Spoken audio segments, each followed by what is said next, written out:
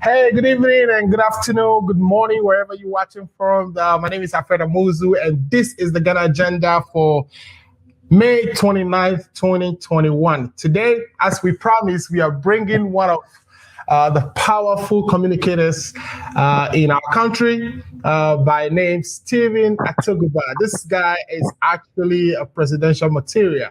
He has formulated his own party called the National Liberation Congress after resigning from the NDC. And he has some things that he's recommended for the NDC to fix the party so they can come back and be formidable. We know the UP it's not divided, but the NDC seems to have some divisions because of some problems, and we believe that the party leaders should be tolerant and accept dissenting views. But when it came to some of the criticisms that someone like our guest today raises, like Atubiga always put in writing or state on media outlets, it comes as an irritation to the party, and he gets pulled here and there to answer questions, and it has culminated to where he decided to resign from the party. So we are talking to him today. We would ask him what his plans are for the new party that he has formed, the National Liberation Congress, and overall, what are his plans to lead this country should he be lucky enough to ever become the president in one day. So welcome to the show, Mr. Stephen Atubiga. Yes. Thank you so much. I'm getting the name wrong, right? It's Atubiga. Yes. Atubiga. Right. Thank you so much. Thank you to your cherished listeners. Good afternoon to everybody.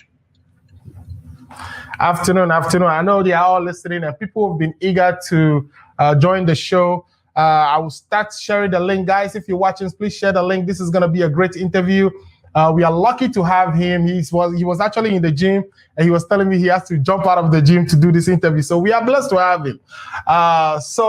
Let's get into the conversation. Mr. Atubiga, tell us about yourself. I know you come from a very deep political background, starting all the way from your grandfather who served in the CPP, all the way to even yourself running a couple of times to parliament. So tell us a little bit about your political background, your growing up in Binduri. What are some of the experiences that made you who you are? Thank you so much. I am a poor boy from Binduri. Yeah. My name is. I stayed in Kumasi a little bit, and then I come from a political background. My grandfather was a councilman during Nkrumah's time. My biological father was a member of parliament from 92 to 2000. My father's big brother was also a member of parliament during Liman's regime. So if you come to my house in the village, we have the NDC, we have the CPP, we have the PNC, and then we have the MPP posters in the family house. And as a matter of fact, I'm the first person to have lost election in the family.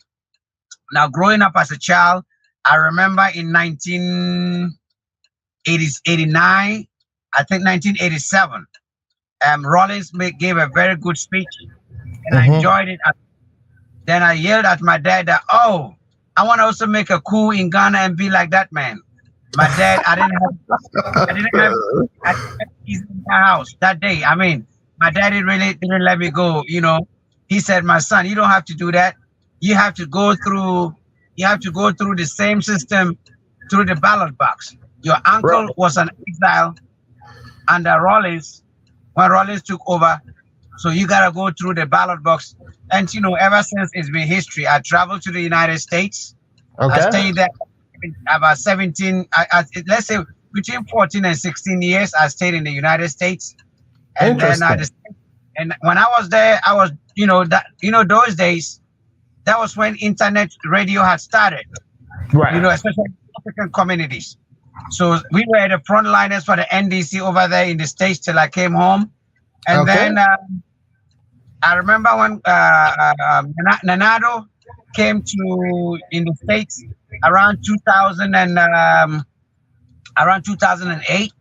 I remember he wanted me, Boniface and we became friends. They wanted me to come contest for the ticket of the MPP on a post. Boniface, they poached me, but hey, I said Nana was a good guy. We took pictures, friends, but I just couldn't go with MPP because the ideology was different. And then, you know, when I came home, I tried. I lost by 2 votes, and I kept trying. But you know, you gotta have big dreams. If you you follow smaller things, you go after smaller things to give you the experience and the preparation for you to grab bigger things. You don't have to win smaller things to go for bigger things. Right. You could be able to do bigger things and then be practicing with the smaller things. But I've always had a dream to be a president of Ghana. I've always had a dream to lead my country because I have my own dreams. I have my own visions for this country. So fortunately, NDC gave me the opportunity to contest trying to lead the party as a flag bearer. But down the line, my big brother John Dramani Mahama came in, and I realized that no, I mean, he's done so much. He had what it takes. And then looking at the track record, there's no need rocking the boat. Why don't I let him go so that I could also take the baton after he was done? And anywhere I went, I was told that your brother being a Northerner, when he got the opportunity, some places he did a good job, some places they felt he didn't do well. I said, oh, if I'm going to be judged by JDM, then I'm going to step back and let him take the lead. Then I'll support him so that if he's able to get the vote again, then I'll be able to learn a lot from him again. Then, you know, the rest going to be history. But unfortunately, we lost. We lost because of human error. We lost because of people greedy. We lost because people didn't do their job right. We lost because people were selfish. We lost because the election was rigged, not externally, internally. We lost because people were irresponsible. We lost because it was a deliberate act to punish John Dramani Mahama. So there's a 50-50 catch in terms of he, the candidate himself, his office, the people that he chose to lead him win the election, they let him down. You got to be smarter than the equipment. How am I going to make somebody a campaign manager that I can't control? I can't tell him what to do. You got to make a big man. No, you got, excuse my language, you got to find somebody who will do the yes man and know that when they get you power, they also set it out.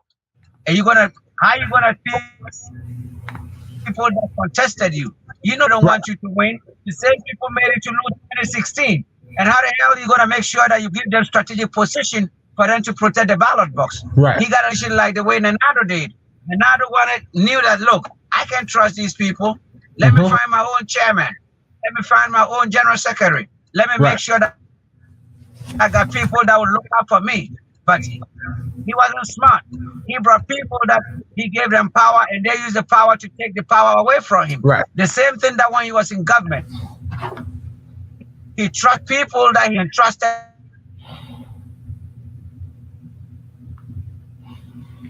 The power he gave them, they used the power to go take the power away from him. Okay? And I realized that, look, they ain't going to make it 2024. What I'm seeing in the NDC, there's no way they can win 2024. And, you know, there's a lot of way to the same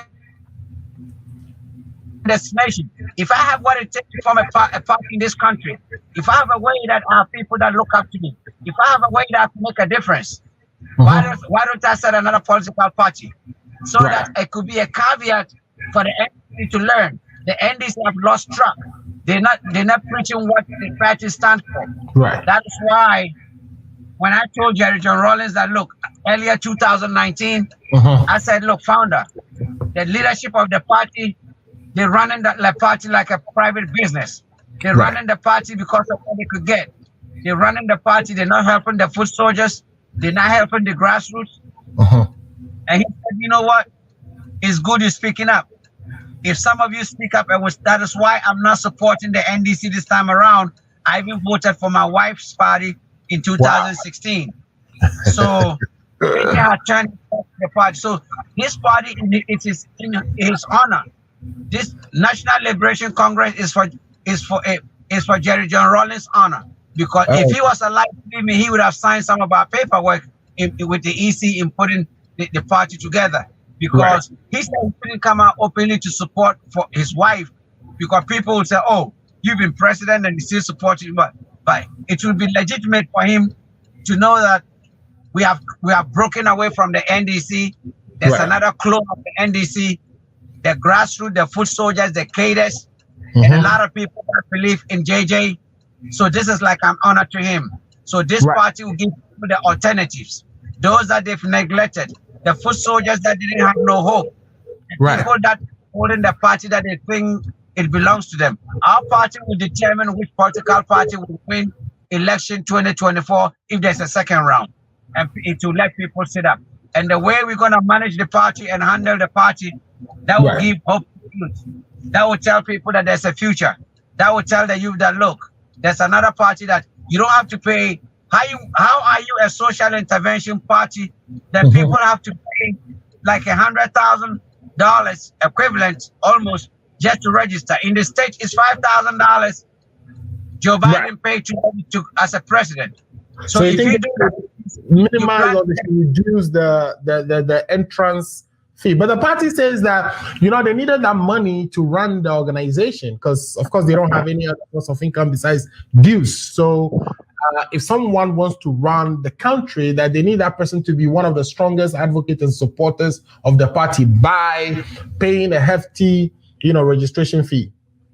That is baloney.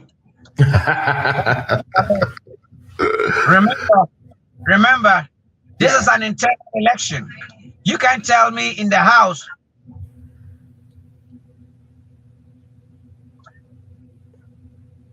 that is a family. Right. It's good to have a lot of people to come and participate democratically if they have what it takes, not how deep their pockets are. Correct. Okay, that's baloney. The country will vote for you, not how much money you could dole out if you have what it takes to give good governance. Yes. Okay, they could be the Marines. It means whoever was able to rig money, if people gotta steal money, businessmen gotta give them money, and how do you stop the corruption? Okay, that is baloney. They could say that to the birds. Democracy shouldn't be expensive. Democracy shouldn't be weighed by how much money you got in your pocket. Democracy, monocracy shouldn't stop from wanting to lead. They could say that to the birds. NDC has governed this country before. Didn't know that they have to plan 20 years, 30 years ahead how they're going to run the party? What did they do with all the projects and the businessmen, the capacity building that they did? They could say that to the birds. They could say that to the Marines. That's baloney to justify that people got to pay a lot of money because you want to keep a party, then dissolve the party. That is not what the Constitution stands for. All right. I'm sorry to say this. They lost it. NDC lost it big time. They gotta go back to the table and do a lot of reform. Right. So you mentioned that the failure of NDC both in 2016 and 2020 is all due to human error. In other words, there are people who didn't do what they were supposed to do, or there are people who intentionally took actions to prevent the former president from winning in 2016 and from even coming back in 2020. Can you explain that to my listeners and viewers? What exactly do you mean by internal sort of sabotage in the party? Oh, I think we lost Honorable, and we'll wait for him to join him. So we've been listening to, Mr. Atubiga, Steve, talk to us about some of the experiences he has had in the party, some of the reasons where the party, actually failed at the poll in both 2016 and 2020. So Mr. Atubiga, you're back. I was asking, what you meant by, there were some internal actions that actually prevented John Dramani Mahama from winning the 2020 election. What are those activities? What are those intentional acts? What did people do to prevent him from winning? Can you hear me, sir? Yes. If you look at 2016, 2016, the ministers were corrupt. The ministers were greedy. The ministers did not take care of foot soldiers. The ministers were selfish. The ministers were grabbing, instead of forgetting that it is the party that gave birth to a government. Right. The income people were given positions. We had a very bad chief of staff when he started in 2016, when he took over. A chief of staff, Prosper Bani, that even didn't know the way his hometown, didn't even know his hometown people. He didn't know the structure of the party. He didn't know the national chairman, Kobine J. He didn't have no knowledge of the structure of the party. He didn't look. A chief of staff is somebody that you gotta take care of the president's weaknesses. Okay, you gotta fight for the good soldiers. Make sure the party has logistics. Make sure the party, your young man, the youth have been taken. He lost touch. Then the boys were hungry. There was a disconnect between the disconnect between the party and then the government. A disconnect between the youth and the government. I mean, there was no any intervention programs. You want election, and then you canceling the allowance. You freezing employment. Nobody had hope in this country. As a matter of fact, people were praying that NDC should go for opposition. And then even his own his security was broken. Nothing was working. Everything was like in a mode of a supersonic auto control mode. I mean, everybody was looking out for himself. Then we lost. Then 2020, the people that did not help him win election, the people that made sure he lost, they came behind and rallied behind him. They know he has what it takes. They know he's a good material. They rallied behind him. He won because they wanted a running mate. And then he went and brought an outsider to come and be the running mate, the lady. The lady is not a grassroots person. The lady has no grounds in NDC. And that is the reason why he lost again. Because the people said, wait a minute. If we've been struggling with you all this time, at Tamils, when he lost with Hamidu, he gave you the opportunity. He gave another person. So if you've lost, you got to be changing the running mates so that people that have suffered for the party that are in line will all feel inclusive. Right. And that did not happen. So, and that was deliberately made him to lose. Our national chairman has a dream of being a president. So if the lady goes and John Dramani Mahama does his one term, he may want another term. Right. It means he got to stay in line for long. And they all came together and ganged up the cabal and punished John Dramani Mahama. He losing again. Right. So he got to. So John Dramani Mahama, does this show the type of person he is? Because these are some of the same people who were in charge of the party in 2016 and may have not performed well. Especially in 2016, we realized that the MPP put together a solid coalition center. They were able to call the election before even the media houses could call it. NDC didn't have any. What is the sense in putting the same people or allowing the same people to run your campaign again in 2020 and to be the same people who were put in charge of putting together a coalition system or a coalition center for collating the numbers and matching the MPP? I believe as a president or as a leader of the party, he needs to be hands-on and participate in, who is in charge of those outfit of the party so that they can deliver. Does this show the type of leadership he practices, or does it show that he's a hands-off person, that he doesn't get involved too much into the weeds? That's one of his weakness. He doesn't know how to cut the whip, and he can't be Mr. Nice. Sometimes you gotta see the other side of you. You gotta crack the whip on your appointees. Anybody could be president. Any lunatic could be a president. Any most people could be voted. There's no schooling for presidency. It is the people that you choose to help you govern. They have to help you deliver good governance. If you don't get the right people to give you good governance, you're going to have bad economy. I mean, and they got it wrong from day one. They don't have the right IT guy. If you compare the IT guy that MPP had, the way they set their system, I mean, the NDC Solution Center looks like the Binduri Internet Cafe. Their plastic waffle, the whole time is so messed up that how you want election, you want to win election. As of November 15th, they hadn't trained their polling agents 150,000. Wow. Okay.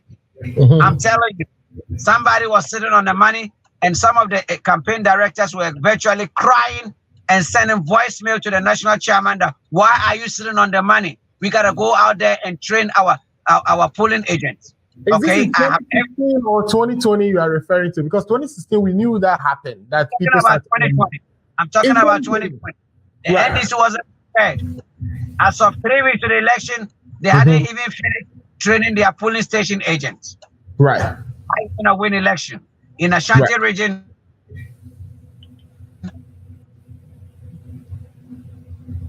They hadn't finished training polling agents. How you gonna win election? Right.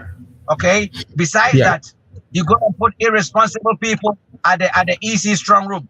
Somebody go make sure that we collect the results. You sitting in somebody's office drinking coffee. Tea for good 3 hours, for crying out loud. But my problem is, the president himself, office, his private office, his executive secretary.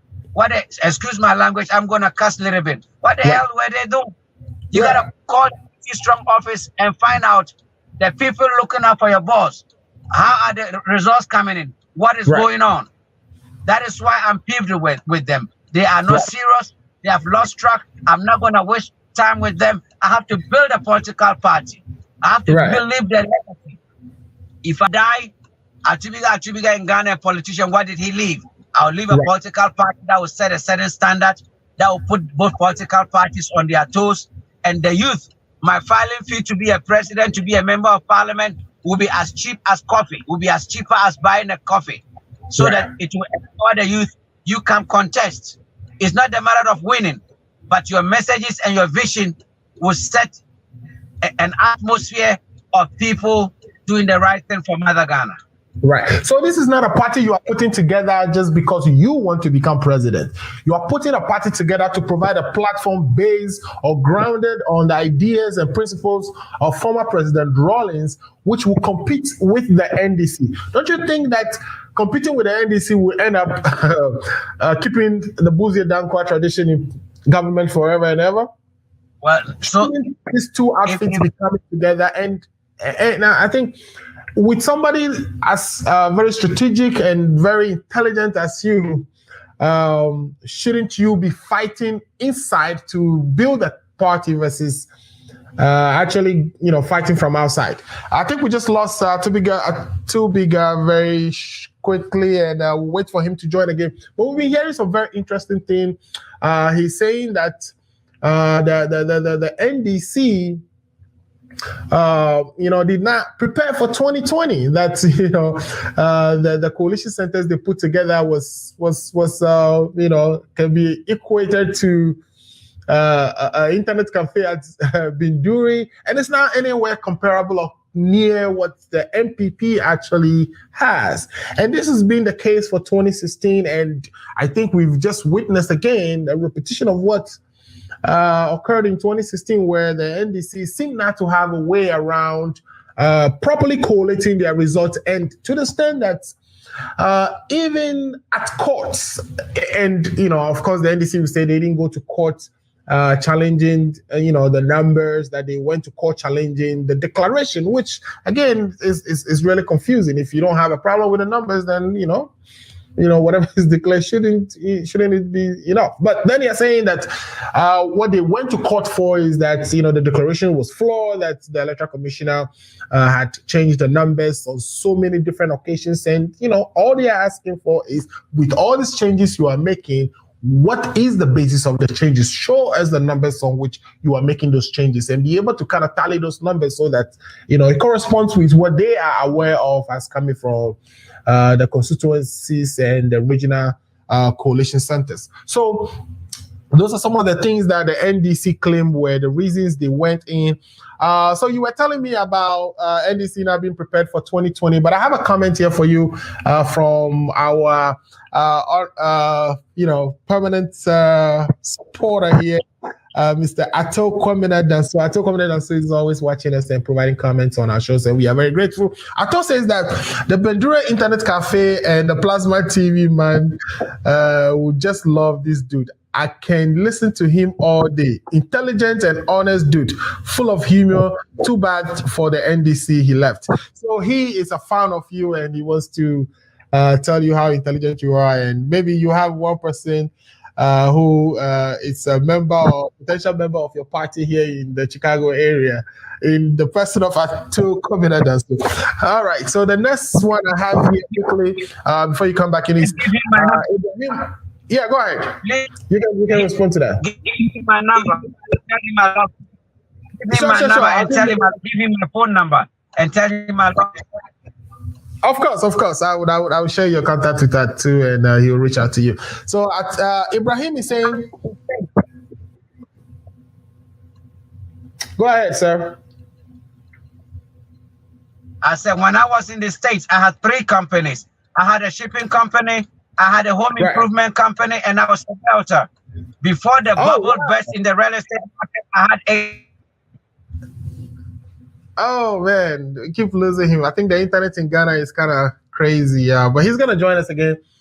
So he's saying that when he was in the United States, which he lived in the United States for a very long time, you could hear from the accent he flows. He just speaks like us as well.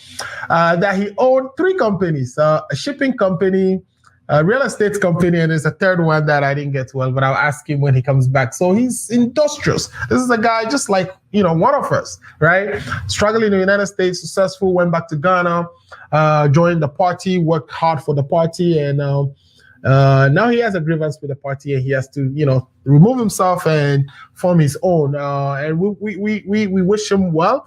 Of course, I don't understand why parties would be intolerant to their members. Of course, every political party should have a constitution that kind of guides how members of the party would behave, or some expectation for behavior. And that's when you go outside the line or outside of what is expected of you, that the party would like to bring you in through their disciplinary processes and be able to, put you back on, track to build a party and wrestle power back from the government. But I believe that there should still be room for people who dissent, like people who criticize the government or the party for things that party executives may be engaging that are not, the right thing, or are not, strategically likely to return them back to power. Those dissenting views should be accepted and be dealt with, because if you have a thin skin, you can't tolerate your own party members.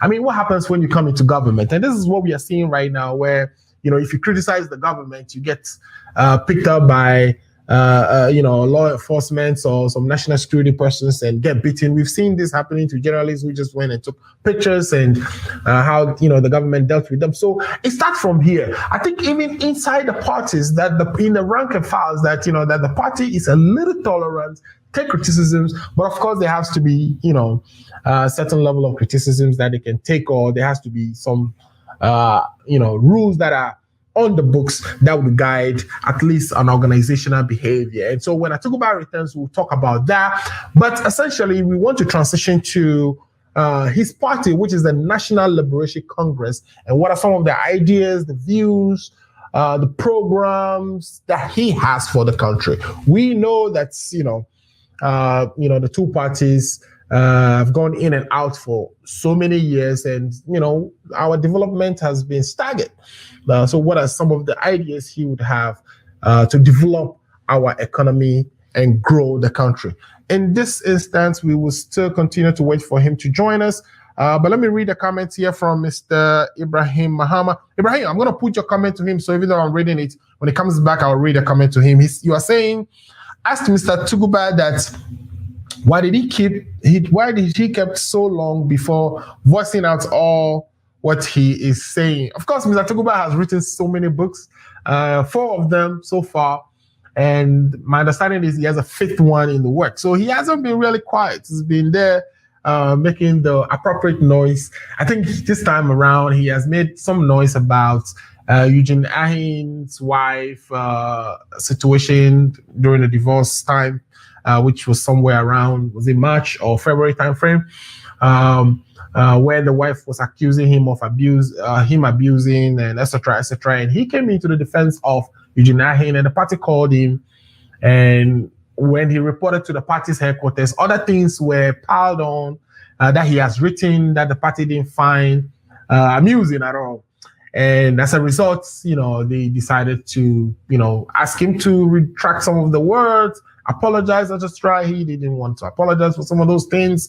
And this is why we saw the letter of resignation came through, and also the party, responding to him, accepting the resignation and etc. And then he went ahead and formed his own party. So we delve into all that. I don't think Atubiga is one that is quiet. But when he returns, we'll put that question to him and have him answer those questions. Mr. Dr. Edward Ofori is watching us live. We really appreciate Dr. Ofori for watching. Dr. Ofori, tell a friend to tell a friend. The Ghana Agenda is on. We have Atubiga in the studio.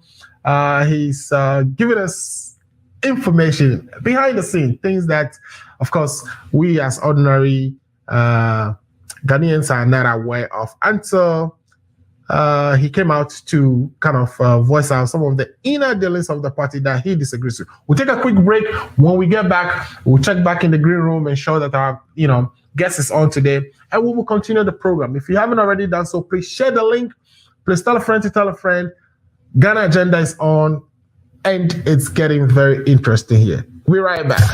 Hey, this your girl coming all the way from the US of A, yeah, baby, aka Ya Phantom. And me di feel a buzzing pan and to see one bridge with the money how Ghana Mata da romantic. What's me sending provisions? As I such credit, Emma Ebusuya phone and the form one Ghana. And one is a www.ghanamat.com.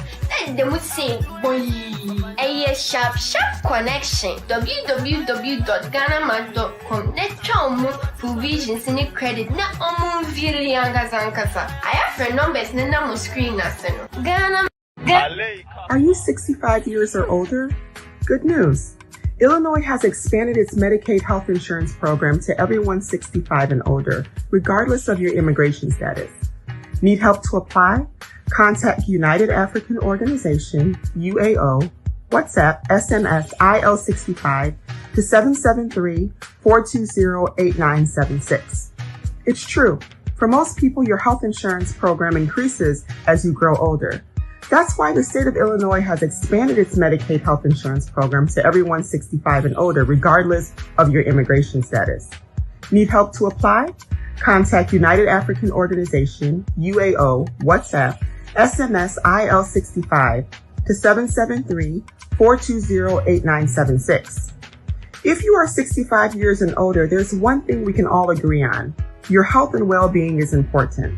Whether you are a recent green card holder or retiree, asylee or without paper, you're now eligible for the Illinois Medicaid Health Insurance Program. Need help to apply? Contact United African Organization, WhatsApp, SMS, IL65 to 773-420-8976. Documents needed to apply: your proof of ID, your proof of address, and your proof of income.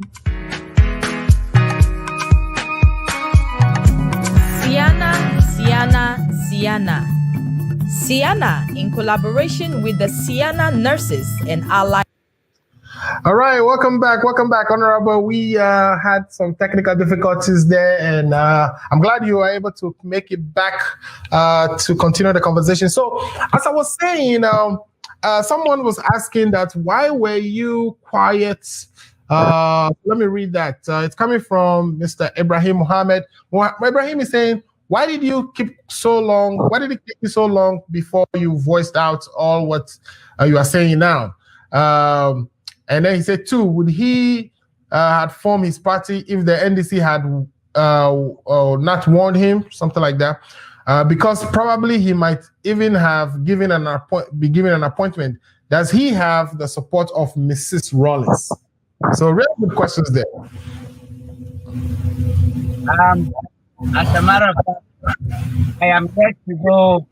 The executive and the national executive of the National Liberation Congress, they are yet to make decisions to go sit down with our mother, who represents our father right now. Remember, the party is bigger than me. It's not an island. It's a lot of people that came together, and I'm just a leader and the founder. But our people, the leaders, the grassroots, the foot soldiers, some opinion leaders, even as we just went offline I just received call from a lot of people from even Gusitano and Co. saying that they are on board. So honestly, I've had a dream of leading this country, but forming another party has always been something that I've always had a dream of having, living an institution, living a legacy in this country. Right. Okay, and the opportunity came. I cannot let that experience go wasted. The NDC didn't see the talent and the wasted. I mean, they wasted my I wouldn't say my energy, the vision that I had. You know, if you leave, anybody that even lives outside the country a little bit, you're smarter than the best intelligent people in our country because you think outside the box. You can get money, value for money. You're not corrupt. You always want to get something done. You want to see results. It's not talking. You don't blame people. If you're given the opportunity to lead this country, fix it. Okay?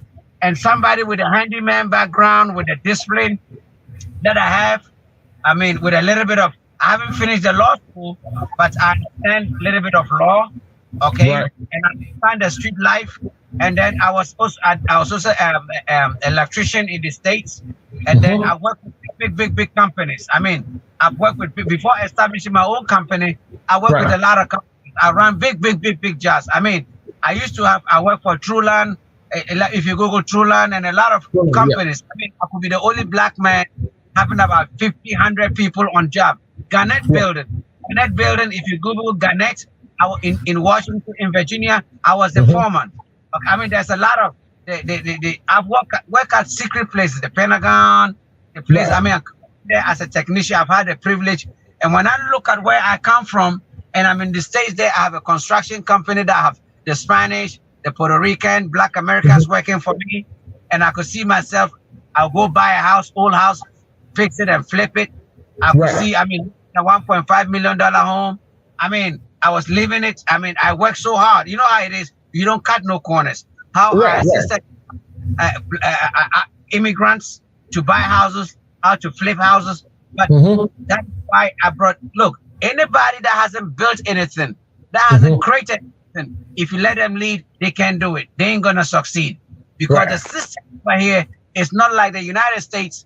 Even if you're a blind man, excuse my language, even if you can't see, even if you, excuse my knowledge, excuse my language, even if you're dumb, the system is put in place that if what's his name? What's this crazy president's name? The one who just passed, I mean, who just, what's his name? The president. In Ghana or? In the States, the one Joe Biden took over from. Who didn't want to let Donald Trump. Donald Trump could be president. Anybody could be president. Of course, all right? Of course. You saw how ignorant Donald Trump was. You saw how you know, people loved him. People loved Donald Trump with his style because he represented the real tradition of America. He believed in the system. With his ignorance, all he wanted is, he didn't want no immigrant in their country. He didn't want nobody. I mean, he was representing the real value of racism, segregation, how do you call it? Slavery, believing in America. If you're not an American, you don't deserve to be in their country. You don't. I mean, if you had the opportunity, he would have said everybody should leave America and leave only not just white people, but the real typical rednecks, the country, you know, the racist white people. That was what. He's a nationalist. He's a nationalist. He wants. He believes in the United States and the indigents and the power of, you know, them to be the ones in charge of everything. Pretty much, yeah. The same thing we should do in this country. Okay. The same thing. So if we have a leader that has lived outside, look at Kwame Nkrumah. Kwame Nkrumah built this country because of its ideology. He has stayed in the States. He knew the infrastructure. He knows that a good leader is about what you can do, not what you could take home. Okay. And as a human being, you gotta have an integrity. You gotta have integrity. You gotta have conviction. You gotta have principles. And these are the things that keeps me going. Yes, it gets me in trouble. People, but at the end of the day, the truth doesn't win instantly. The truth always wins in a later day. Okay, now I'm being vindicated.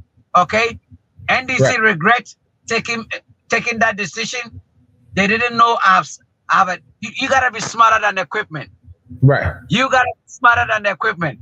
You gotta show people that, look, if you push me, I ain't gonna fall, or if I fall, I'm gonna get up and brush myself, and I'm gonna look fly and still looking clean. Okay? And I'm glad that they have regretted. They went to my parents because they went to my daddy. My daddy got the kinsmen involved. I told them that, look, I'm an American train, and I gotta keep my mouth where my foot is, or I gotta put my foot where my mouth. So let me ask you, what is it gonna take? What would it take for you to rejoin the NDC? Because I was saying while you were gone that, somebody like you with your energy and intellect and strategic, ways of going around things, that you should be inside the NDC helping fix it, helping it to become a better party that is likely to wrestle power back from the UP tradition. Now, what would it take to bring you back? When there's a change of attitude, when the NDC structures in place that the poor and the nobody have hope in the party, when the party is not greedy, they start doing capacity building. When the party remembers that the value of the party is people's matter, and they gotta know that the party is for the poor, and they gotta put structures in place that the poor has hope in it, then we could talk. Right. Okay. Because we witnessed Beda Samoa, forming his own party, the DPP or so. Of course, the wife of the former president, Rawlings, we're talking about Nana Konadu Ajima Rawlings here, forming her own party, the National Democratic Party. And of course, you also forming your own party, which is, of course, the third time we are seeing some party form after some disagreement with the main or the core National Democratic Congress. These little chips away from the party, do you think these are contributing to the party's demise at the poll? Because, like you said, politics is a numbers game. And sometimes it just takes, a few people switching the whole constituency to go to the other side. Do you think actions like this, individuals who are prominent in the party, leaving the party to form their own, is causing the party at the polls? Thank you very much. All the people that broke away from NDC, they never look. Rawlings' wife's party, it didn't sit well ethically that you've been a first lady that have served you. The circumstances that she left, it made her, the foundation of her party, very not good, because John Dramani Mahama didn't make you a running mate. Right. That's why you're upset. Or Atamils agreed that you go one term, he goes one term, and then you take over. When Atamils went one term, people around him said, look, you still fit, you gotta go. But he had a deal with Nana Kunedu. Right. So part of it that compounded that she left. So her leaving, she couldn't take a lot of people away. Or better, some West, they were upset with Jerry. You can be upset with the founder, then you take a lot of people away. Right. And those days, there wasn't social media like what we're doing right now, that people in all over the world, the villages will know exactly what went wrong. Right. I am a grassroots person. I represent the nobody. I represent the people that have sacrificed for the party. I represent that loyalty doesn't pay. I represent the struggle of an average Ghanaian, and I represent the cry of the nobodies in the party. And then the way the party treated me. So that is why my exit is biting a lot in the system, is biting the party, because I'll be getting a lot of sympathy votes. Okay, and then as all of them, I represent my party. None of them say I represent the value of Jerry John Rawlings. So that is the difference between myself and them. Right. So at the post 2024, that would take the decision. Does Atubiga have the clout?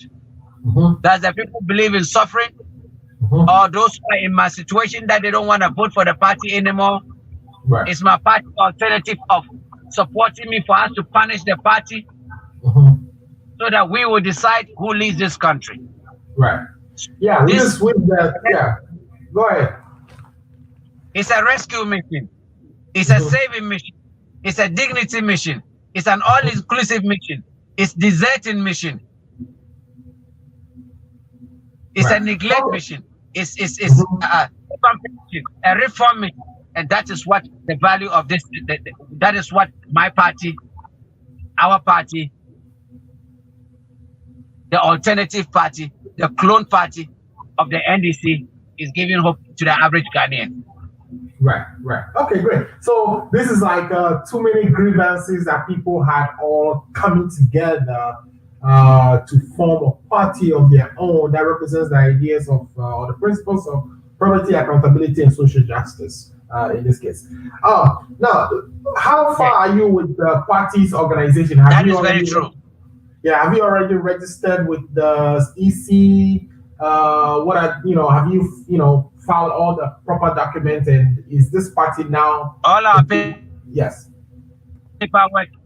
paperwork is with the EC now.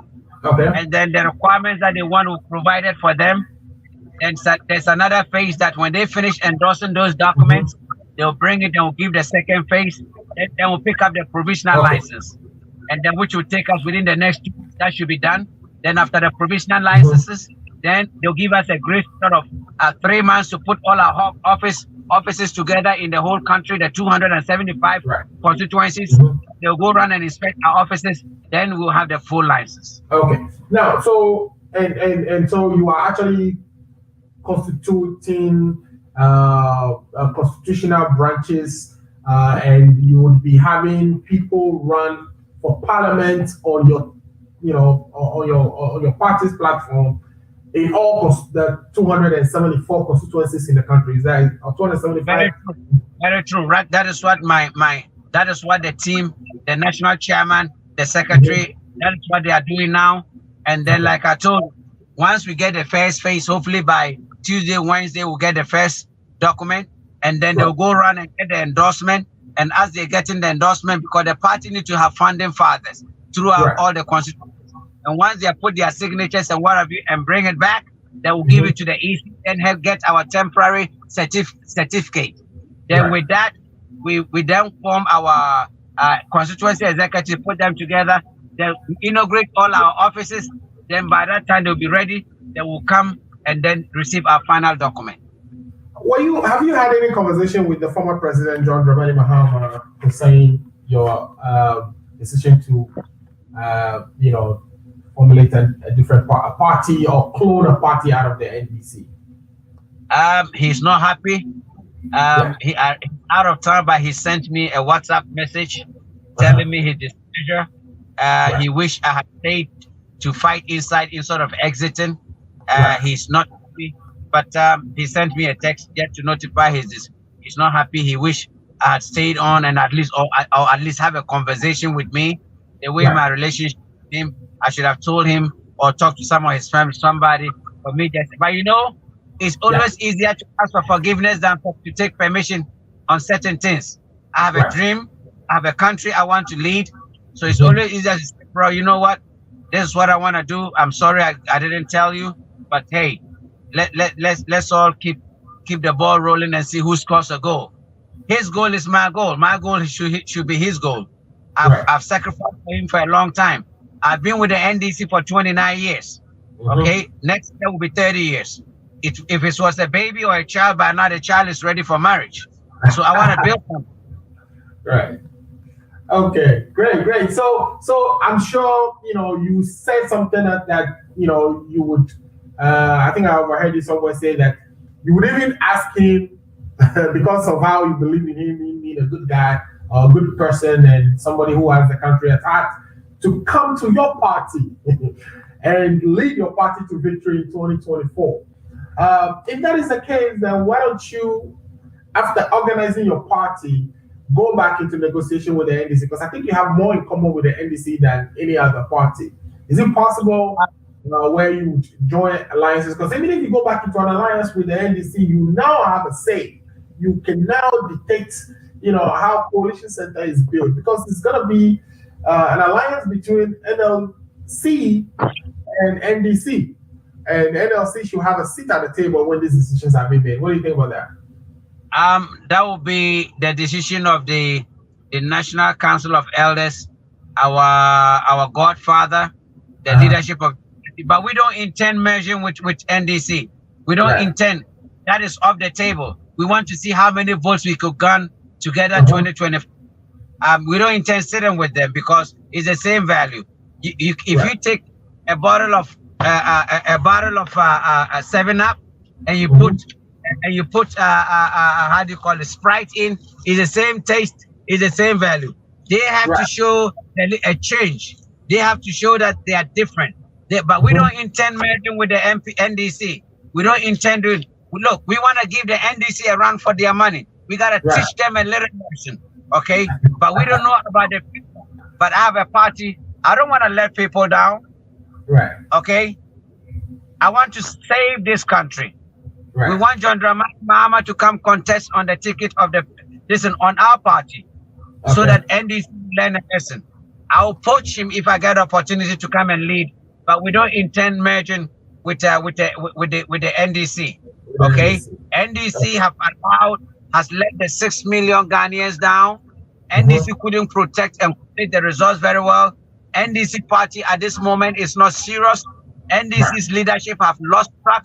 NDC leadership right now don't know what they are doing. The NDC leaders at this moment don't believe in hard work.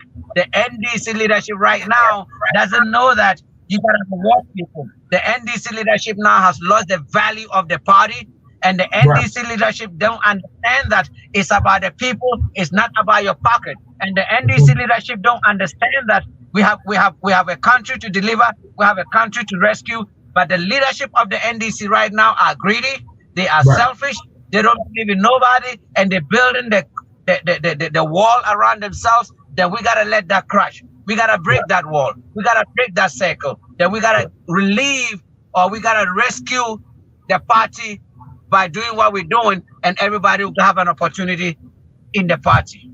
Okay, so you've mentioned all these problems that the NDC have. Give us 3 things that the NDC can do to fix themselves.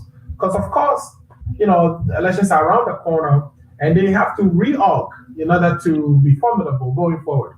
What are those 3 things? Of course, I know you don't care if they organize themselves, right? You want your party to emerge the winner in this situation. But if you were to give them some advice or recommendations, what would be 3 things that you think they should do or tackle in order to bounce back? Oh, I lost him again. So I was okay. The network went bad. If you could repeat what you said, I did not hear you very. I know you definitely want your party to be the ones that emerge winner in the next elections. But if you were to give a recommendation or 3 recommendations, some type of advice to NDC to get them to bounce back and wrestle power from the NPP, what would they be? Just 3 recommendations for the NDC to fix themselves. I would tell the NDC to go back to the drawing board. They should make sure that any decision that they take now and tomorrow is in the interest of the average Ghanaian. Remember, it is a party that gives birth to a government. Right. And when a party gives birth to a government, the government does not take care of the mother, which is the political party. You will have the people suffering. You will have the party supporters crying for food. You will have people that have no confidence in the party again. NDC should go back to the grassroots. NDC should remember the comradeship that formed the party. Don't forget that when we talk about Congress, it's an amalgamation of people from different backgrounds, political background, like the CPP, the PNC. They came together. That's the meaning of Congress. And the NPP is a tradition. That is the difference between NDC and NPP. Okay? NDC is not a property-owning party. NDC is equality for all. There shouldn't be a rich man. But you can be driving a 2021 V8, $120,000 vehicle, going to tell the average person that you represent the poor. Does it work that way? Hell no. So you got to put system in place. If I don't have confidence and future in the party, so this should tell you that what happens to the average Ghanaian. NDC should also go to the base, which is the grassroots, the strong areas, and build a bond with them. Okay? Then respect. The NDC got to put on the spirit of tolerance. NDC gotta respect internal criticism. Right. If I cannot criticize you internally, then I don't have no moral right to criticize my opponents. Right. Okay? I gotta be able to criticize internally, then I will be able to make relevance and have the locus and the moral right to introduce my criticism externally. Right. You want to remove the log in your eye before you go outside and talking about finding somebody's eye. And NDC gotta know that if you train a dog to be biting outside, there will be a day that it will bite inside because a stranger may come into the house. Right. And they're gonna respect that. Right. So that's one thing. They need to be tolerant. They need to, and then the second thing is they need to go back to the drawing board and restructure and focus on the poor. What is the third recommendation you have for them?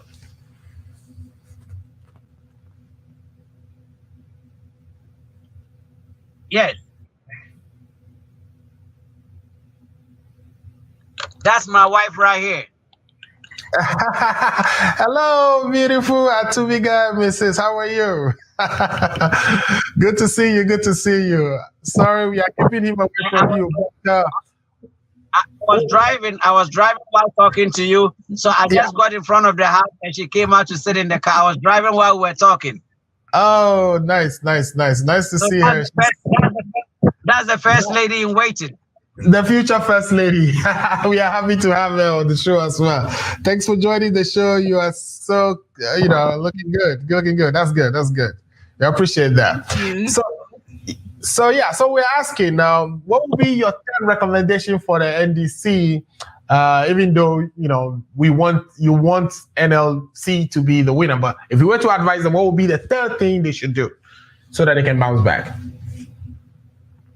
The third thing I think I want them to do is, if they can dissolve the party right now and join us, a very nice thing to do, so that we will leave. Just we tell some of our members, we don't want all of you to come to collapse the other party. We want some of you to stay there so that we will tell you which people you should vote for, so that we'll keep the mother party alive. But we will lead. We will lead. Okay? Right. We will lead like the duck. When the duck is going, the duck is behind and the kids are leading. That is how we want to lead DC. Right. So you lead in the front. So of course, they're not going to dissolve their party and come back. Now, what I want to do is I want to finish. By the time we finish 2024, believe me, the NDC will turn like the CPP. The NDC will turn like the PNC. And believe me, we will give them a run for their money. Okay, great. There's a comment here from Thomas Asena. Thomas is saying that the main reason why the NDC did not win the 2016 and the 2020 election is because there was no party formed from the NDC. Thank you, Atubiga, for your breakaway. Victory awaits NDC 2024. Ayazu. Of course, this is a NDC supporter, and he's saying because of the breakaway that it means there's something happening in the party which is likely to, pull it to power back in 2024. What do you say to that? Is that your understanding? Do you think because he broke away that the party will win? Telling you, our support base is from home. We will pull a lot of votes from the MDC. We will take at least 30% of their votes away. Okay. And where does it put them? This is a reality. If we take 20% or 30% of their votes away, that is about some 1 or 1.5 million people, right? Because of the 6 million that they got. When would you be getting the other 6 or so or another 5 million for you to win? Because in Ghana, for you to win, you need at least more than 6 million votes to be victorious. So what are your plans of getting more than the required 50+1% to become president? Okay, this is what I'm going to tell you. If we're able to take 30% from the NDC, okay? Yeah. Then the floating voters will give us the opportunity. And then, the burning of the excavators and then the galamsey unemployment, they're not going to vote for NDC. They're not going to vote for MPP. Okay. They'll give us opportunity. Then the second round, there is not going to be a one-time victory. There's going to be a second round in 2024. And that is where we'll see who got the muscle, okay, to make sure you have the best deal. Maybe I may tell NDC to support me based on, NDC may have more members of parliament. Right. And have the numbers, okay? Then we may tell MP to join us. Then we lead. Right. Okay. NDC said no deal for NDC, no deal. Right. Yeah, of course, the people are angry in the country right now. They are all asking the government to fix the country over issues that have, built up over the years. Of course, our electricity grid is still in shambles. We are still having doomsaw. In 2021, when, of course, John Dramani Mahama has installed excess capacity for the country when he was exiting. There's so many issues. Look at the Galamsey issue, the water body. So people are getting peeved. And of course, they want alternatives as a result. And so you are coming in at a very good time to actually take floating votes away from both parties. So that, definitely looks like a workable solution. So what I want to do now is I want us to focus on the NLC itself. With the many problems we have in this country, economic growth-wise, we know that our debt at this point is about 76% of GDP, which is continuing to grow. Government just went and took another 70 billion euro 70 million euros, to start a development bank. There are so many things going on. What is the plan that will be rolled out by an NLC government to reduce our debt or dependence on debts, but at the same time grow the economy? Okay, thank you very much.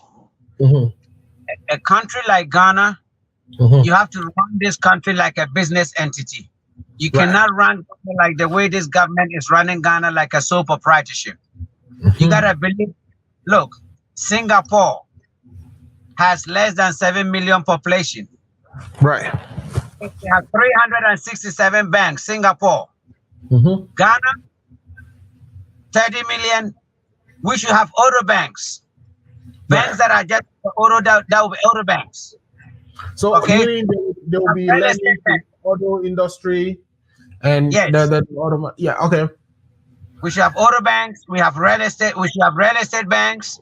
We should have agri banks. We have all the banks that you think about. Any country that you close banks, you shut the economy down, because the only people on the government payroll today is less than 1 million population.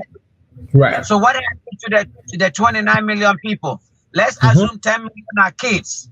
It means the non-formal side, the kaya, the tomato sellers, the businessmen, the charcoal, they are. So if you're not running the country for them to feel the impact, who gives a job? Does anybody in the United States expect that when they finish schooling, government should give them jobs? Hell no. Absolutely not. Businesses. You could set up anything. All right, you could build anything. Once it makes sense and your credit is good, even if your credit is not good, you could bring people on board. You're gonna get them set up the business. Right. Under my leadership, government ain't gonna give any ministry any dime. If any ministry, the minister, if you cannot run your sector as a business entity, you're not fit to be my minister. You gotta have somebody to go construct the railways, and maybe you're gonna come put on. You will come and put the coaches on. Government only get the taxes. You get people that will construct the roads and put the toll booths there. Even if you're accident, those forests you put in there, then they make their money certain number of years. Then government takes it back. Okay. Another thing, how the hell are you gonna give a contract to a contractor to go to a technical school to go paint the school? Unfortunately, we just lost the Honorable Stephen Atubiga again, but he's gonna join us. I know Noah is enjoying the show.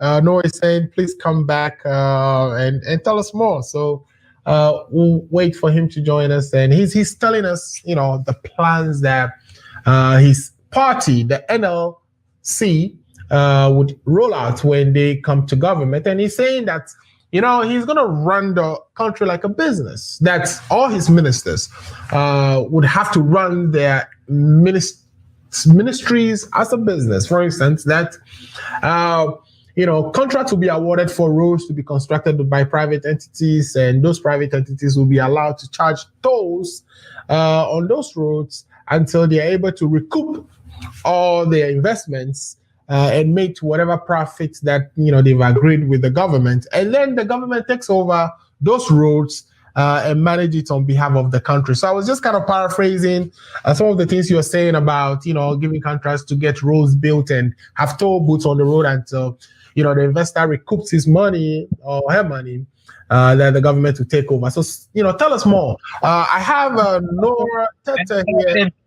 And Noah is saying he wants you to come back and tell us more. So thank you, Noah, for watching. But yeah, tell us more, please. Government spending a lot of money to rehabilitate government buildings. All this could be done as practicals, okay, for the technical schools. We spend millions of dollars to do the roads. We don't maintain them, and they start falling apart within the shortest period of time. That could also be a practical work for the technical, those who do in the road engineering sector. We get them the bitumen machine, we get them the bulldozers, we get them the trucks, and they do that as their practical. Then we're going to save money. And government ain't got business building hospitals. It's just like Innova. Government should just build hospital centers that handles dialysis, heart problems, chronic diseases. Since we have the national health insurance, then people will be investing like you in the States. You could build like a 3-4 bedroom house. Oh my God, our internet today is crazy, and that is kind of messing the show up. But we're hearing a lot of good things. So of course we have all these technical schools in the country, even polytechnics. That's people graduate from those schools and just some of them go and do their national service in the bank. You're an engineer, electrical engineer, then you go do your national service in the bank. Meanwhile, we have a lot of electrical engineering problems in the country that you could be helping with. There are people who are in technical schools learning, building, construction, painting, and etc.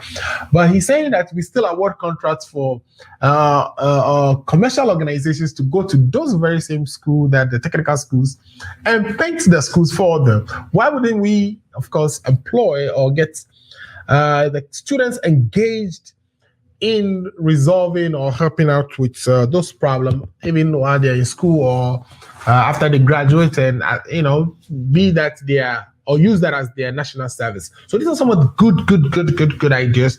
Of course, we want him to come back and tell us more. So basically, what is happening here is the ideas that, of course, the NLC it's espousing or is talking about these ideas.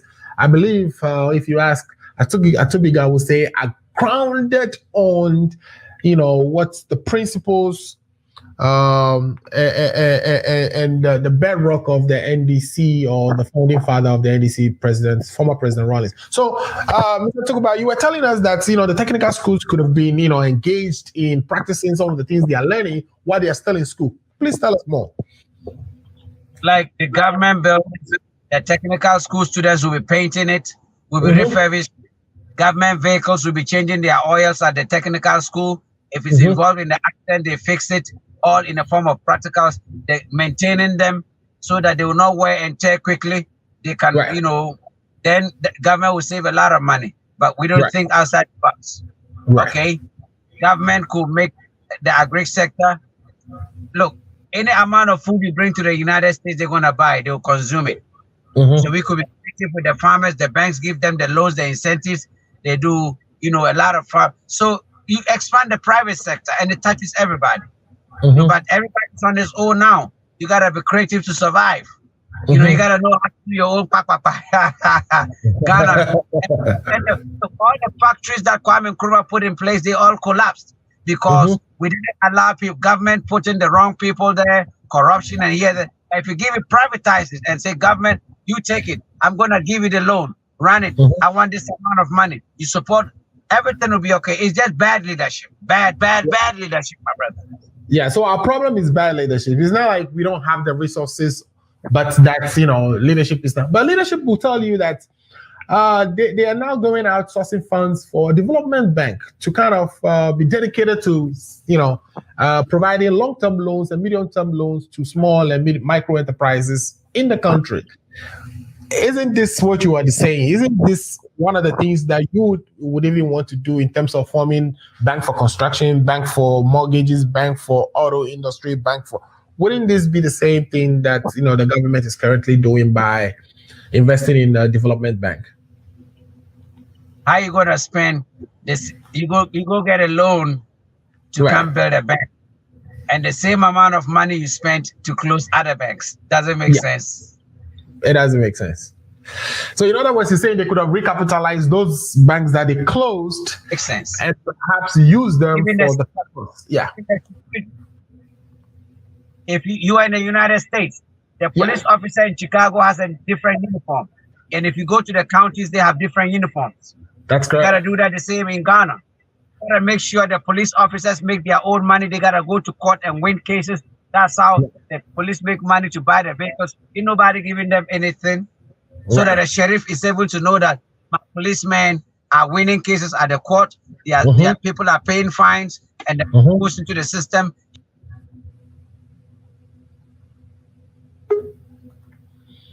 Yeah, that's for your crime. Government and government. Look, we don't need to borrow no money. We have oil and everything. It's just bad leadership, bad governance. Okay? And NDC will be worse if we allow them to come to power. Whatever Nanado is doing, he's doing his one term. Let's agree that he's old. It's okay. He's going to exit but what is NDC going to do different? Right. What are we going to do different? When NDC was in power, and of course you were also, strong member of the NDC then, very influential. Even though you didn't have any portfolio, you were still very influential behind the scenes. The NDC can make claims to things they did. For instance, all the hospitals they built, even all the power generators they brought into the country. They can, and some of the road constructions and the school facilities they built. They can make claim to some development projects that they've executed.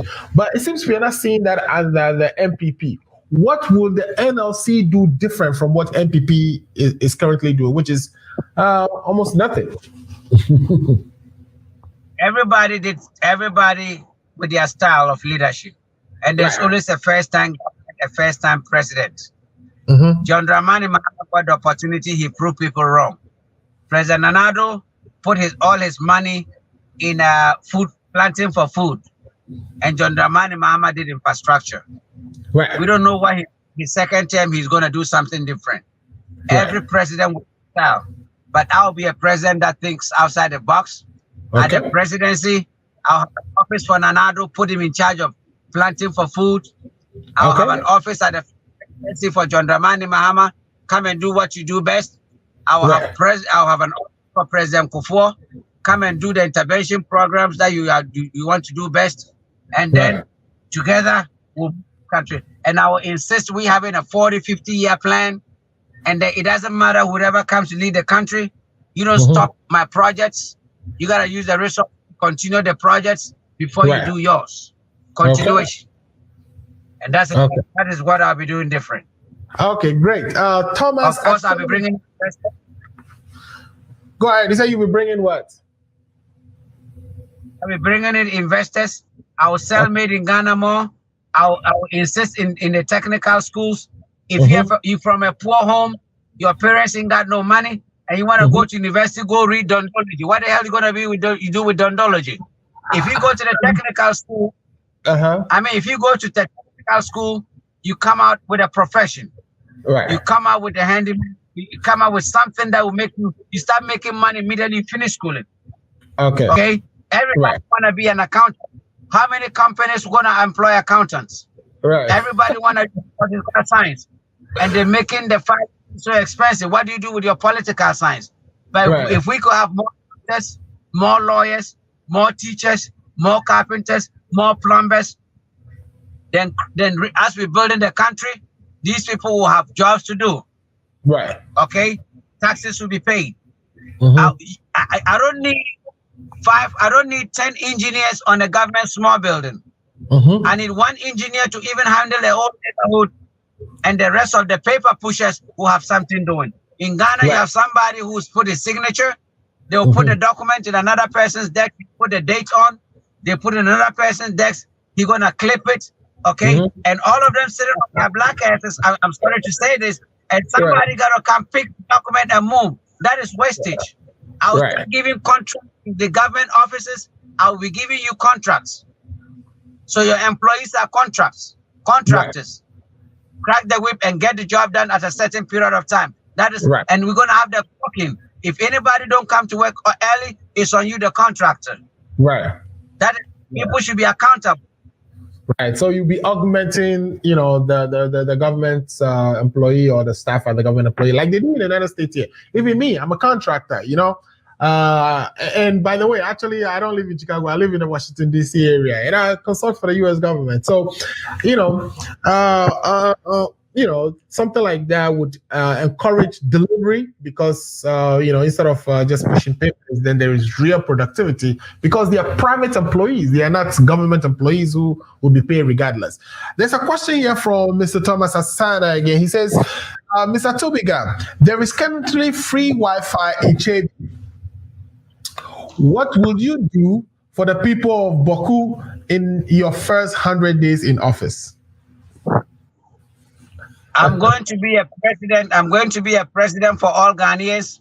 If I cannot put Wi-Fi in the whole country, then I cannot put Wi-Fi in Binduri. I cannot put Wi-Fi in Boku.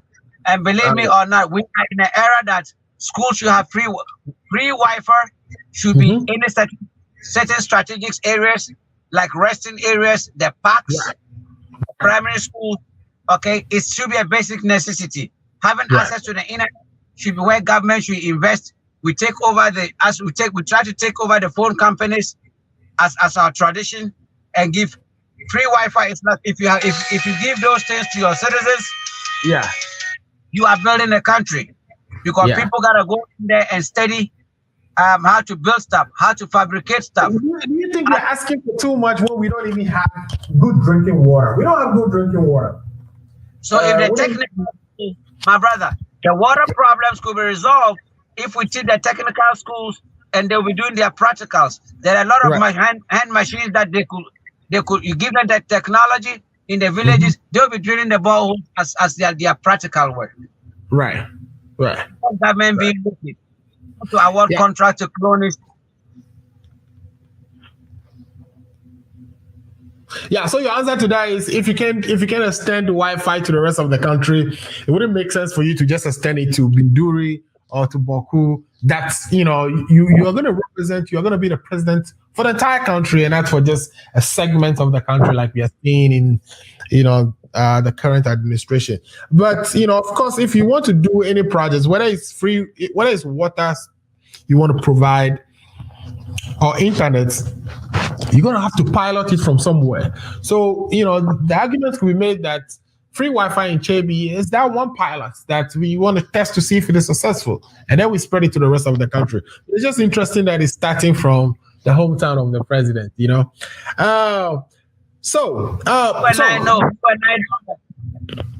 know that with technology today and satellites all over in the sky, there are some gadgets. You can go hang it on a tree, and then the whole area will get the Wi-Fi for free.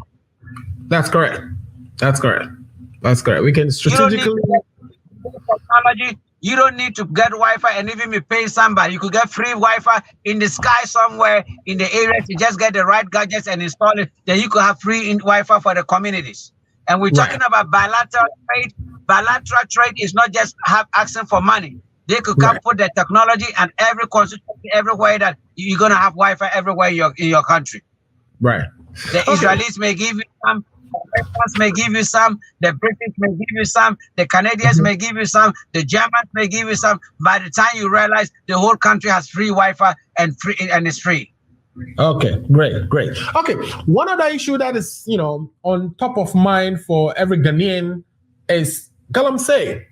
And we've seen the number of people from China who end up in Ghana. And currently speaking, Ghana is the country with the most Chinese living anywhere in Africa. Ghana has the most. I think we have about almost 700,000 of them also, which is almost, if you do the calculation, is about 3% of our population.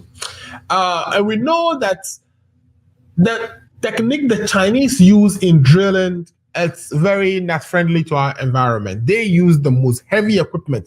Even their small scale mining, if you consider the techniques and the equipment and tools they use, it's not really a small scale, it's a large scale mining they do.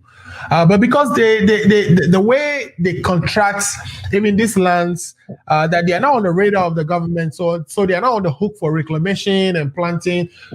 But at the same time, this Chinese or the Chinese government is helping us with a lot of things. Like we're in contract with them to build a road for us, for which we'll pay with diamonds or we'll pay with bauxite, etc., etc. How would you manage this relationship so that you don't piss off the Chinese government, at the same time prevent the Chinese who come to our country and help our locals destroy our environments? How would you navigate this without pissing off the Chinese government and continuing to form a good relationship with them and have them support us with our development agenda? If you think of Chinese buffet in the United States is the Chinese. If you want real noodles, if you want real fried rice, is the Chinese, right? Right. They're taking over the market in the States. Because if you ask a Black American to cook you Chinese rice, you can taste it. Right. All right. Right. So as the because Chinese, they in advance, they train themselves.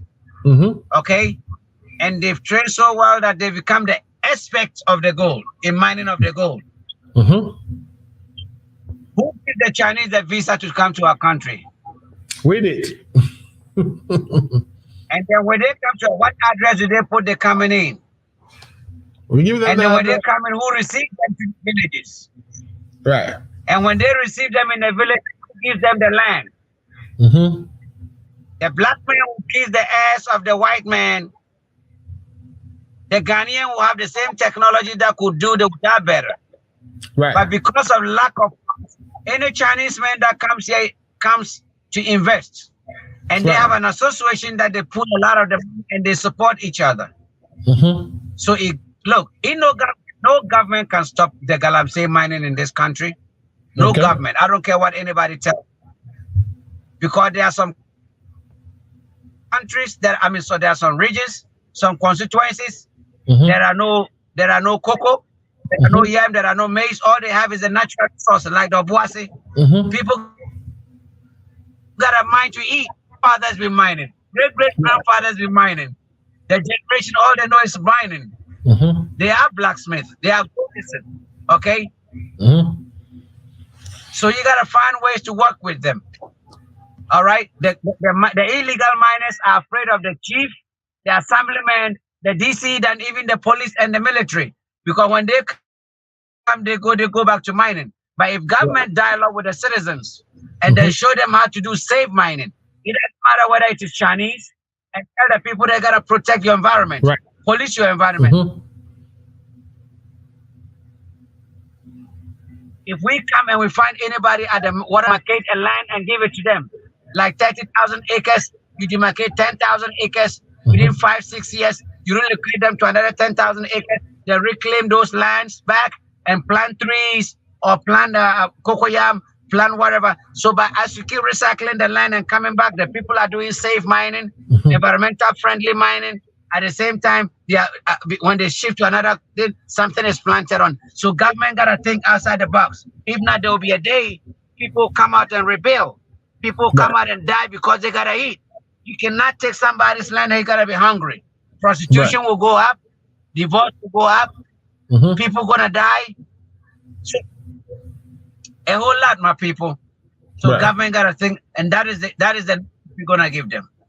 Okay. So your government will be the one that thinks outside the box. You definitely want support from the Chinese government, but you don't want to piss them off.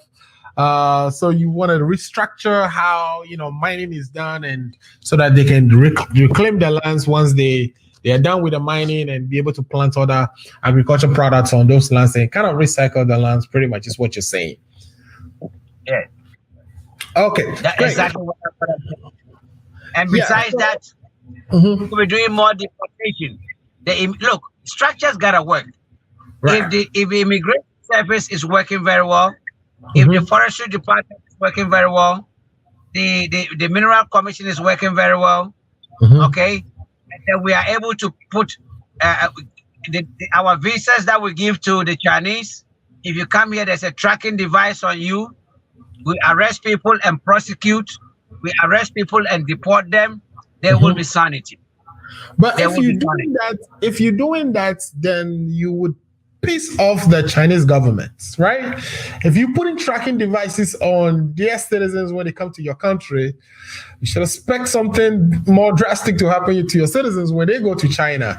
So that's what I mean by how would you manage this relationship? Because this is a relationship that, even when we arrested a Chinese woman who, fired shots in the air, we didn't do anything to him. We actually sent him to China and you could hear Osafo Mafo saying it's more beneficial to send her back to China than to penalize her in Ghana. That is because of the diplomatic relationships we have with China and the role China plays in our economy.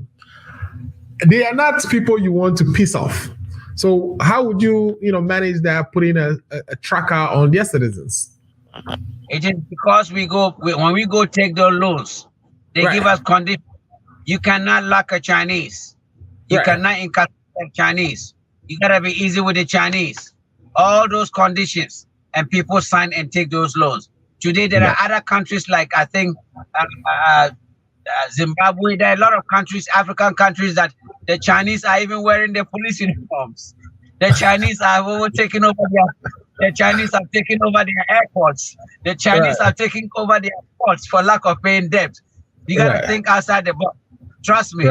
If we run the country like a business entity, you will make a lot of revenue, be able to offset. You don't need those loans. Right. Okay. Yeah. So I know we've been talking for like an hour and a half, and the wifey just came into the car. I'm sure she wants you to come into the house and help her with one or two things. But let me ask. With your party, and of course, I have a lot of listeners, almost 428 of them listening to all over across the world. Some of them are in the United States here. How can they reach you? How can they reach the party? How can they support you if they want to support you? I'm saying that because, like you told me, you are still in the formative stages. Do you have a website done already? Is there a way for them to reach out? And if they can reach out, who will be that point of contact? A lot of money involved putting this party together. I need a lot of logistics. I need a lot of money. Even if I have to buy vehicles throughout all the constituencies, I have to set up offices throughout all the constituencies. And besides the party, I do a lot of intervention programs in terms of supporting people in paying their school fees, supporting the needy, the widows. You gotta give them food. So I am doing all with the help of people, and that is what I've been doing long time, not today. So any support, nothing is too big, nothing is too small. Let's have a dream together and then build this country. My phone number is 054 279 01. I'm sorry, 054 279. You have that number, right? I don't. Yeah, I do. Let me see the 054 number. And I can put it on there too. I have a lot of numbers, but that is my direct line. It comes straight to me. Okay, you're talking about the 054-279-1096. Yes, that is my direct number. It comes direct. One of the safest number to reach me. And I also have the 022 0266.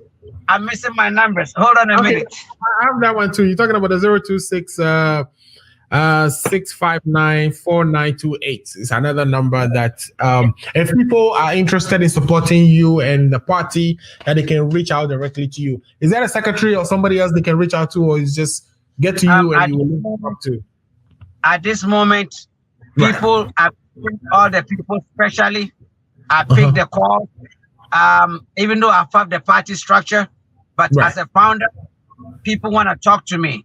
People want to talk, so I take time to pick all my calls. Even if I don't see it immediately, I return all the calls. So there's both WhatsApp on both lines, and believe me or not, somebody will return the calls. If I'm in the meeting, the secretary picks the call. If I'm in the house, my wife support. But if we put the structures of the we are putting the offices together. We're painting the structures.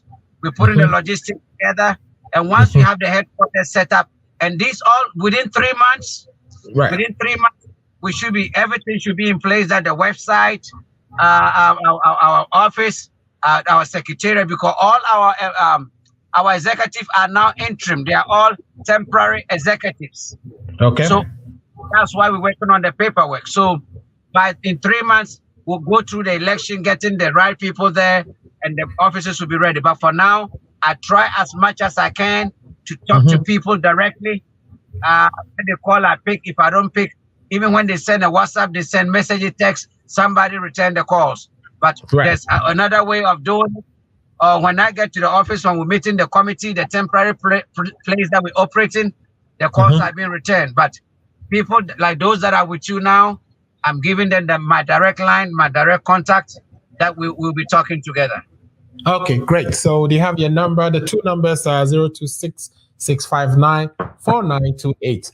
The other one is 054-279-1096. I think we lost Dr. Mr. Atubiga briefly again. When he comes back, I have two questions from my viewers for him to answer, and then I will take his last words so that we can bring the program to an end. So Mr. Atubiga has told us so many things. He talked about, the issues he have with the NDC, the fact that he has to resign from the party, the things that the party need to fix. The party need to be tolerant. The party need to look at its founding ideals and, tune itself back to the poor, and avoid the luxuries of life where they are driving $100,000 V8s, which doesn't really make them tuned to the ground. In other words, they are not, living according to the ideals for which they were formed, and some of that can be perceived as lost in touch with the people. So he's saying all kinds of things that the party can do. And I've actually asked him to give us three, and those are, the three solid things that he believes the NDC can do to bounce back and to wrestle power from the MPP come 2024. Now, come 2024, if you ask the NDC people, they will tell you they are confident that they will still, wrestle power anyway. And you can see that in some of the statements and the comments that we've got here, especially from Thomas Asana, who says that, because the party was together, there was no breaking up or nobody peeling away in 2020. That was why, in fact, they lost the election. That's by the mere fact of some type of agitation in the party currently that is going to work well for the party. I don't know the logic behind that, but that's what he says. So Mr. Atubiga, you back to us. There are two comments that we have here that I would like for you to answer to. And, and then I'll take your last word so you can go to my lovely sister there and continue to enjoy the rest of your weekend. So the first comment says, and it's coming from Ibrahim, it says, can you tell us something about the Galamsey and the burning of excavators? What will this party do with regards to mining if voted into power? So I think you've talked about mining and what you would do, but the piece that perhaps maybe you can give us a little bit about is the burning of Galamsey. And we know that some of these things end up in judgment debts. Is that the right thing to do? Do you think, we have a lot of silt in, for instance, the Odogo or no? The Odogono, which is the big gutter in Ghana running through Nima all the way to the sea. shouldn't the government be trying to, mobilize and take some of these excavators and drop them in the doggone and seal that whole gutter so that we can have free water flowing through that gutter and avoid these floods that we get every year, instead of burning the excavator? So if you can help us answer that, and then there's the second question I'll read to you once you answer that. So what do you think about this burning of excavators? I think Ghanaians, we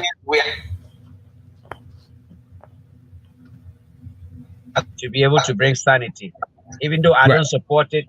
But when we talk about the destruction in the forest is a national security issue, right? And then the country has to stand up. They are in war. The environment they are at war.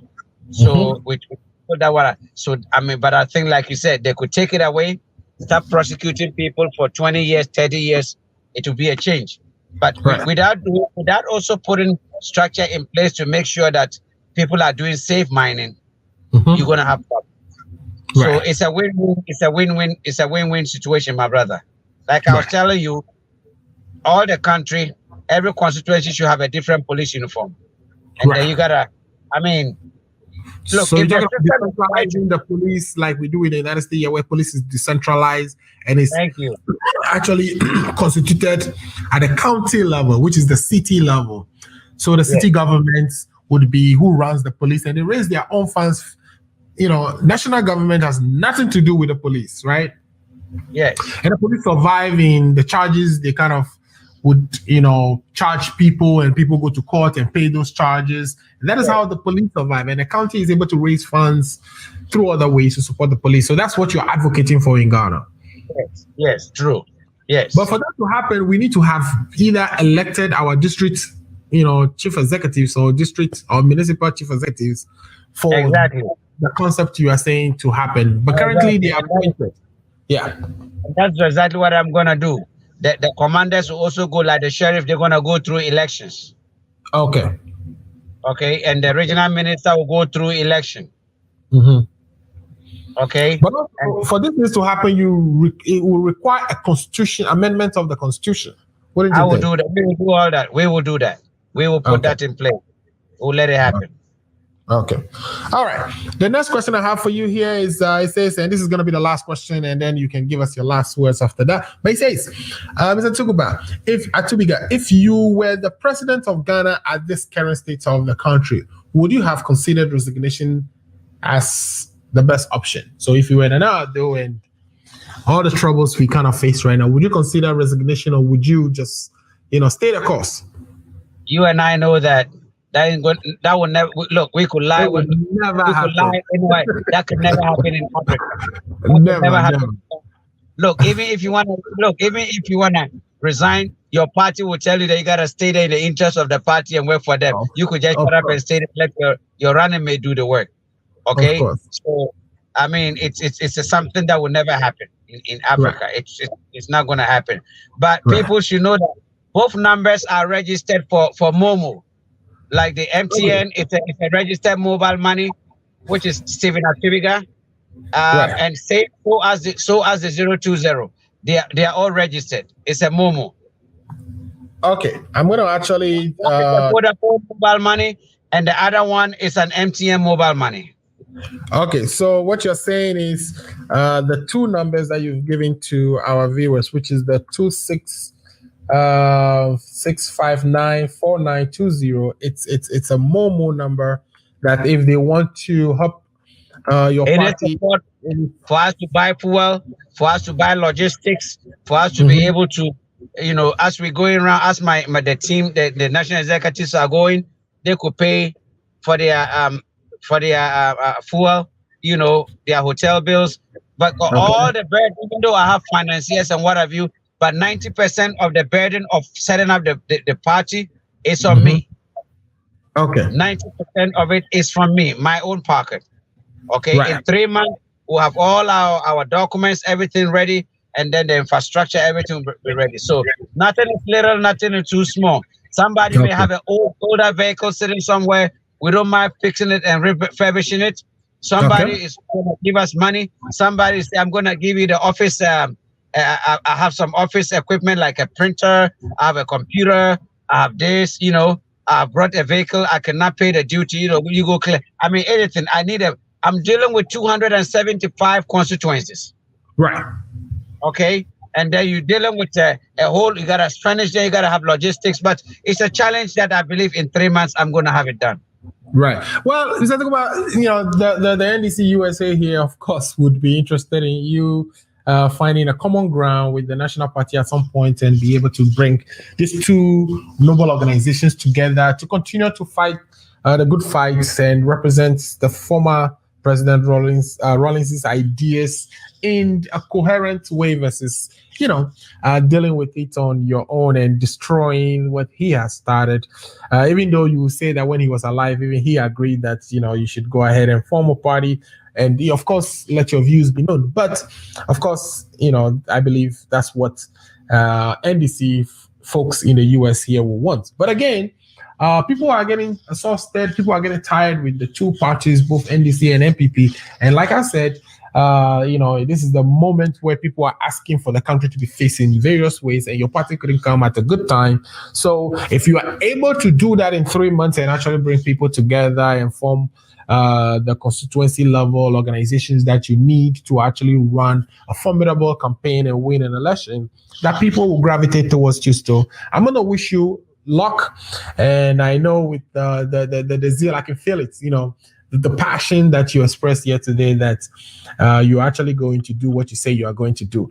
What will be your last word for my listeners and viewers? I know we've taken a lot of your time and we can be more grateful for you coming to help us navigate all these issues that we discussed today. But what will be your last word for my viewers and listeners before we bring this program to an end? My final words are, don't judge a book by its color. Okay. I have what it takes to lead this country. Mm-hmm. I'll be one of the best commander-in-chief that Ghana has ever had.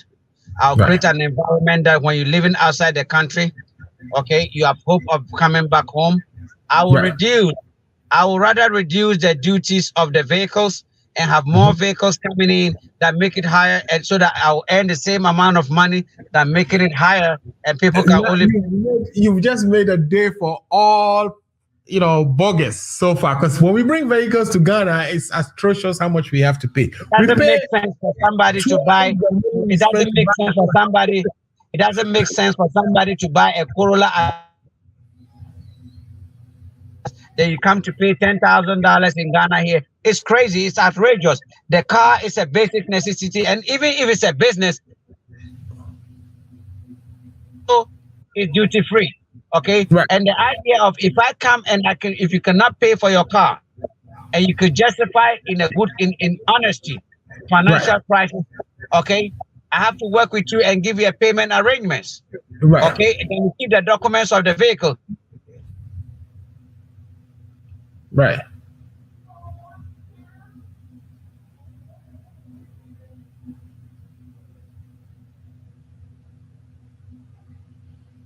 Yeah, I think our guest is frozen there. But he said something very interesting. He's saying that, under his leadership, that if you bring a vehicle to Ghana, which is something we've all done before, we all do, especially those of us living in the United States here, and you're buying a vehicle for $4,000, you go to Ghana and pay $10,000 in, duties just to clear the vehicle. And it kind of makes it hard. There are so many instances where people took vehicles to Ghana and they couldn't clear them because the price for doing so was prohibitive. So he's saying that he'll work with you. He'll work with you to, kind of have a payment arrangement if that is, what they would take. But essentially that he's going to reduce the amount that you have to pay when you get to the ports. And I think that is something that is making our day, especially we who live in the United States, who are always the ones to be victim of higher duty or taxes at the ports when we send our vehicles back home. So that right there, and also somebody will argue that, of course, there's a domestic market we are trying to sustain, but of course, not everybody can buy a brand new vehicle coming from the production lines of what is the name? Is it Kasaka? Yeah, the Osofos car company. You know, it's not everybody who can acquire that. It's not everybody who can buy the the VWs that have been assembled in the country, brand new from the production line. So, you know, when we get these used ones that meets the requirement, because we know that it has to be at least 10 years younger. You know, the vehicle can be more than 10 years before you bring it to Ghana. So if you bring anything used to Ghana, it's not past the 10 years threshold. That's, you know, the price is not prohibitive, that we don't lose our vehicles at the port. So that right there, if you were getting, you know, people in the United States, if raw power was going to work, you had people in the United States also voting in Ghana's election, you would get a lot of votes just by that singular proposal.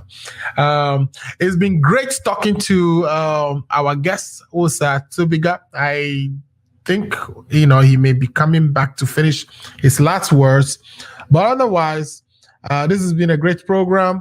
Ibrahim is asking again whether Mr. Atubiga accepts there should be an amendment to the Constitution. I think, yes, he says that, you know, some of the proposals he has, like, for instance, the police should be actually constituted at the city level or at the constituency level or at the district level. We required a constitutional amendment. So I would suspect that, yes, he would be in favor of amending the 1992 Constitution. The 1992 Constitution definitely needs an amendment. There have been so many committees formed to study it and to come up with proposals for amending it. And I think there is some work I've heard, lectures from Kofi Abochi of the UPSA Law School and other prominent and very important lawyers in our country made the same arguments that, of course, that, you know, our Constitution, the 1992 one, has lived its time and it should be updated to reflect the times that we live in currently. There are so many provisions in there. Just on the surface of it too, there's so many mistakes in the document itself that perhaps an amendment would have or would take care of. So yes, it should be done, and I believe my brother Atubiga, when given a chance, would do that for the country. I am grateful for having such a great person join the show today. This is an individual who wouldn't be quiet or intimidated or be shut down. He represents the discerning voices that we need, you know, to kind of move the country forward. Even in his own party, he was able to point out some of the things that are wrong with the party. I just hope that he did it within the confines of the party's constitution, which perhaps then wasn't the case, and as a result, that he has to now form his own party. But we wish him well.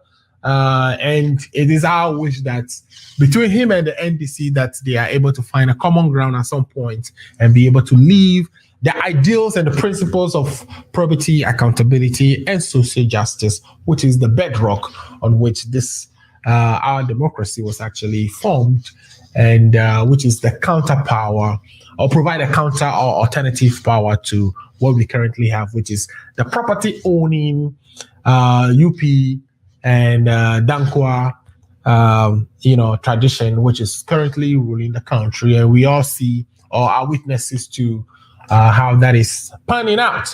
So, without much ado, I would like to, on behalf of myself and all my viewers, say a big thank you to Mr.